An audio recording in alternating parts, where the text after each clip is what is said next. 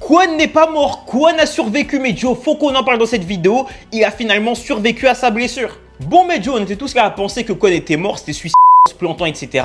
Seulement, il y a une possibilité pour que Kwon ait survécu et ce n'est même pas une blague. Récemment, dans un live Twitch, l'acteur qui interprète Kwon a annoncé, ou plutôt a dit que Kwon n'était peut-être pas forcément mort. Est-ce qu'il est vraiment mort, tu vois? Il laisse sous-entendre qu'il y a une ouverture, il y a une possibilité pour que Kwon ait survécu. Que la blessure soit très grave, peut-être qu'il arrête le karaté, mais que le personnage ait potentiellement survécu. Et en soi, disons les termes, ça ferait du sens. On est dans Cobra Kai, et dans Cobra Kai, voilà, c'est pas... y a pas de mort, tu vois, c'est une série...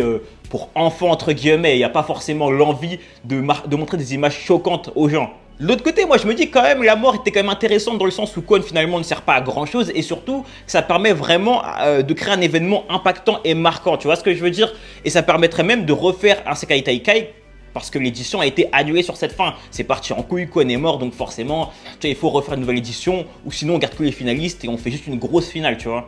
En tout cas, hâte de voir s'il est réellement mort et s'il fera son retour dans la troisième partie de Cobra Kai saison 6. Bref mon Joe, abonne-toi et n'oublie pas, Cobra Kai ne meurt jamais.